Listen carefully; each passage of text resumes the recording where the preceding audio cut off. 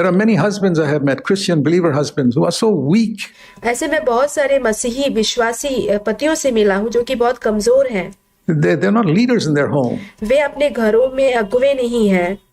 They allow the wife to do whatever they like and वो अपनी पत्नी को जो कुछ भी उसको करना है उसकी अनुमति देते हैं। run the home in whatever they like and all types of things which go on which are not godly. अपने घर चलाने की अनुमति देते हैं और घर में बहुत सारी ऐसी चीजें चलती रहती है जो कि ईश्वरीय नहीं है। It's a failure of the husband. ये पति की असफलता है। A strong wife, then a husband must be stronger than that. अगर पत्नी मजबूत है तो पति को उससे भी कहीं बढ़कर मजबूत होना चाहिए। Not get into conflict. ऐसा नहीं कि संघर्ष में पड़ो, but to put your foot down and say, I won't allow that. परंतु अपने बात पर स्थिर रहना और ये कहना कि मैं इस बात की अनुमति नहीं दूंगा। Some time ago we distributed a little article written by an American pastor. कुछ समय पहले हमने एक अमेरिकन पासबान के द्वारा लिखा हुआ एक लेख सबको बांटा था। I think it was given out here as well. I gave it out in all our Indian churches. मुझे लगता है कि यहाँ पे भी हमने दिया हुआ है क्योंकि हमारे भारत की कलीसियाओं में मैंने ये बांटा है। About modesty in dress. पहनावे में सभ्यता के विषय में। It's particularly about women dressing. खास करके वो जो स्त्रियों का जो पहनावा है उस पर है। And I really was impressed and challenged by something that pastor wrote. और कुछ ऐसी बात जो कि उस पासबान ने लिखा था उससे मैं बहुत ही प्रभावित हुआ, मुझे उससे बहुत चुनौती मिली। I think he was a Baptist pastor. मुझे लगता है कि वो एक बैप्टिस्ट पासबान है। He said one day when he saw his wife dressed in a way which is not immodest, but उन्होंने एक दिन देखा कि उनकी पत्नी ने इस तरीके से कपड़ा पहना हुआ है जो कि असभ्य तो नहीं था। It wasn't really modest as he understood it. पर वो उतना सभ्य नहीं था जैसे कि उन्होंने समझा था। And he told her, darling, you're not going to leave this house in that dress to church. और उन्होंने उनसे कहा, मेरी प्रिय पत्नी, तुम ऐसे कपड़े पहनकर इस घर से निकलकर कलीसिया में नहीं जाओगी। Words to that effect. No wife of mine will ever go to church in that dress. और वो अपने बात पर टके रहे और कहे कि मेरी जो पत्नी है वो ऐसा कपड़ा पहनकर कलीसिया में कभी नहीं जाएगी। Boy, I admire that man. मैं उस मनुष्य की प्रशंसा करता हूँ। He was really the head of his house. वो सच में ही अपने घर के मुखिया है। To tell his wife, you cannot go to church dressed like that. जो अपनी पत्नी से ये कहता हो कि तुम ऐसे कपड़ा पहनकर कलीसिया में नहीं जा सकती। That immodest way. इस असभ्य तरीके से। And I'm sure God honored him. और मैं इस बात का निश्चय करता हूँ कि परमेश्वर ने उन्हें आदर दिया। God honors those who honor. परमेश्वर उन्हें आदर देते हैं जो परमेश्वर को आदर देते हैं। You know, he was risking a conflict with his wife. Who wants a conflict with his wife? देखिए, वो अपनी पत्नी के साथ संघर्ष में पड़ने का खतरा उठा रहे थे। अपनी पत्नी के साथ संघर्ष में कौन पड़ना चाहता है? The thing that I admired in that statement was here was a man who loved Jesus so much. और उस वाक्य में एक ऐसी बात जो बहुत ही प्रशंसा के योग्य है, वो ये दिखाता है कि यहाँ पे एक ऐसा मनुष्य है जो कि प्रभु यीशु मसीह से इतना ज्यादा प्रेम करता है that he was willing to face a conflict with his wife by telling her, no, I put my foot down, I will not allow you to go to church in that dress. जो कि अपनी पत्नी के साथ संघर्ष में पड़ने का भी खतरा उठाता हो और ये कहता हो कि अपनी बात पर स्थिर रहकर ये कहता हो कि नहीं, मैं तुम्हें ऐसे कपड़े में कलीसिया में जाने की अनुमति बिल्कुल नहीं दूंगा। Boy, I wonder how many CFC or NCCF husbands have that boldness. मैं ये आश्चर्य करता हूँ कि कितने CFC के या तो NCCF के ऐसे पति होंगे जिनके अंदर ये हिम्मत होगा to stand up for the truth of God. परमेश्वर के सत्य के लिए खड़े रहने की। Yeah, we can say we are very bold, but when it comes to your wife, you could be an absolute coward. हो सकता है हम ये कहते हो कि हाँ, हम बहुत ही साहसी हैं, पर जब आपकी पत्नी की बात आती है तब हो सकता है कि आप डरपोक हो, scared to offend. उन्हें नाराज करने से डरते हो। He didn't do that to humiliate her. उन्होंने ऐसा उनकी पत्नी का अपमान करने के लिए नहीं किया। He did it because he loved Jesus more than he loved her. उन्होंने ऐसा किया क्योंकि उन्होंने उनकी पत्नी से बढ़कर प्रभु यीशु मसीह से प्रेम रखा था, इसलिए।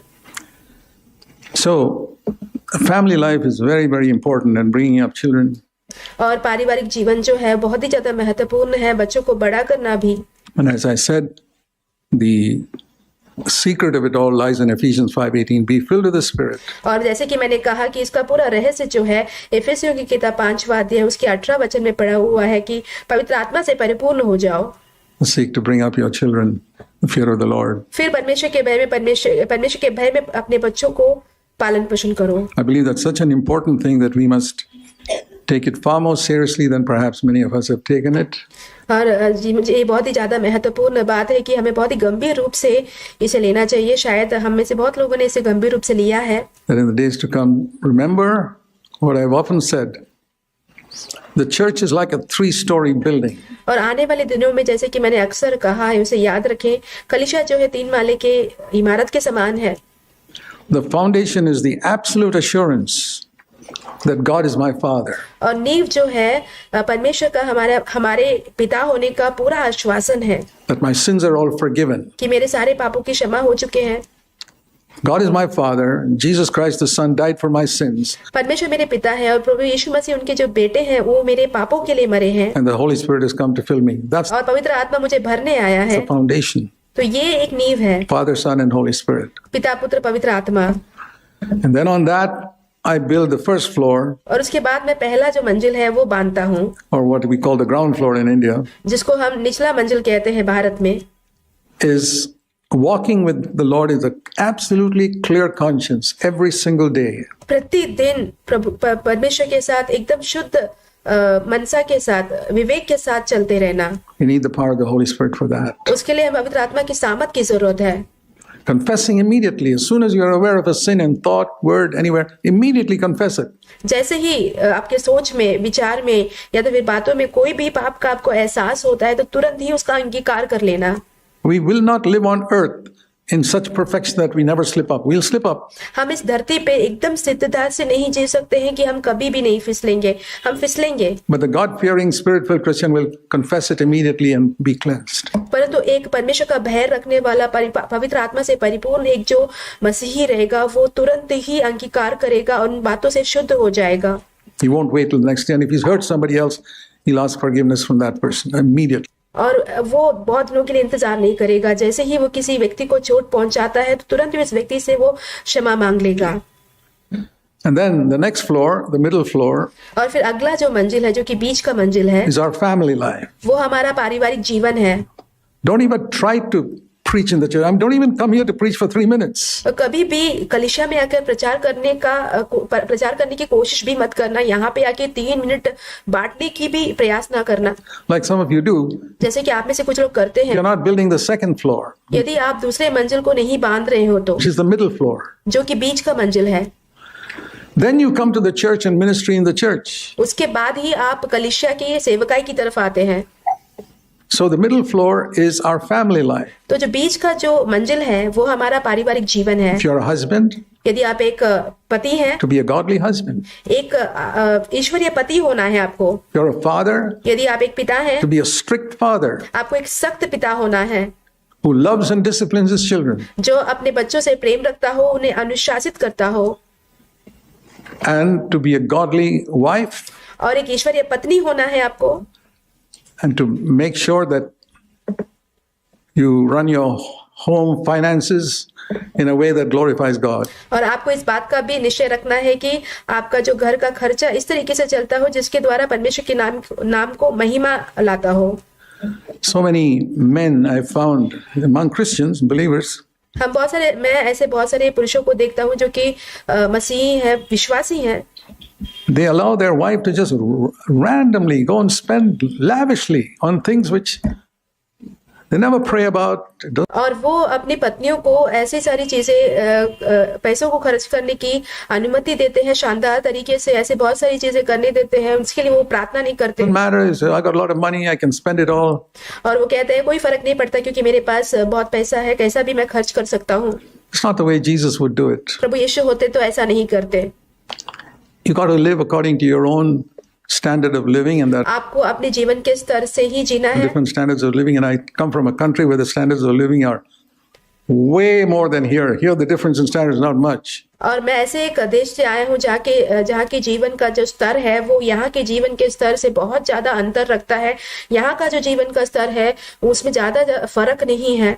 Almost everybody has a car. यहाँ पे लगभग सभी के पास कार होते हैं, In India, people walk परंतु भारत में लोग चलकर जाते हैं or go by bus या तो फिर बस से होकर जाते हैं or have a cycle या साइकिल से जाते हैं or a scooter या स्कूटर से जाते हैं or a car. There are many, many levels of in India. और या तो फिर कार से जाते हैं। वहाँ भारत में बहुत सारे ऐसे जीवन के स्तर हैं। And so in our own churches, हमारे खुद के कलीसियाओं में है। and I say at your own level, मैं कहता हूँ कि आपके खुद के जीवन के स्तर पे you live at your own level. You don't have to raise your standard of living, आपको अपने जीवन के स्तर पे ही जीना है, आपको अपने जीवन के स्तर को बढ़ाना नहीं है। but make sure you never get into debt, पर आपको इस बात का निश्चय रखना है कि आप कभी भी कर्जे में ना पड़ो, and make sure your home, that your wife doesn't run the finances in your home. और आपको इस बात का भी निश्चय करना है कि आपके घर के जो खर्चे हैं आपकी पत्नी ना चलाती हो, But you take care of that, कि आप उसका ध्यान रखते हो। and make sure you know where the money is going, और आपको इस बात का भी निश्चय होना चाहिए कि आपका पैसा कहाँ जा रहा है, and that it is being spent in a God-fearing way, कि वो परमेश्वर का भय मानकर ही खर्च किया जा रहा हो and in a way that Jesus would approve. और इस तरीके से खर्च हो रहा हो जैसे कि प्रभु यीशु मसीह उसके लिए अंगीकार उसको अनुमति देते, वैसा Very important. बहुत ज्यादा महत्वपूर्ण है। And so if we do those things यदि हम ये सारी चीजें करेंगे and bring up our children in a proper way, तो फिर हम अपने बच्चों को भी अच्छे से पालन पोषण करेंगे। we can also build a new covenant church, which is the top floor. तो फिर हम नई वाचा की कलीसिया को भी बांध सकते हैं जो कि सबसे ऊपर का मंजिल है। Amen. आमीन।